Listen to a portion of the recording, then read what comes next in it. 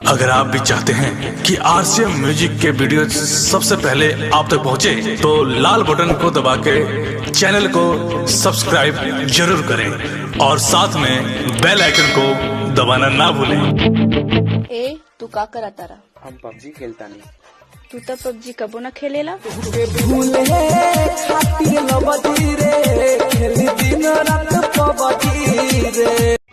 किस किस के लिए जिंदगी बर्बाद करोगी, कोई न मिलेगा तो मुझे याद।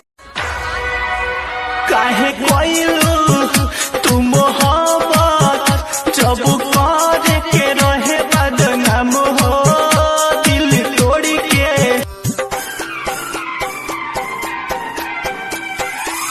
हो प्यार कोइलू हमारा से शादी के हुआ से रे नए सनम में दिलो दिल में जखम खेलो रे दिहलू है हमर शीशा के बनले रहे दिल बोलो ना बिन बादल घायल दिल ये मेरा बारिश के जैसे बरसता है।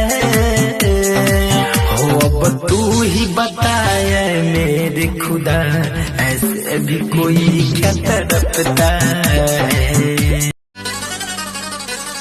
वो इतना भी तड़पाएगा सोचा ना था मैंने, मेरे गम पे मुस्काएगा सोचा ना था मैंने ये दिल दी।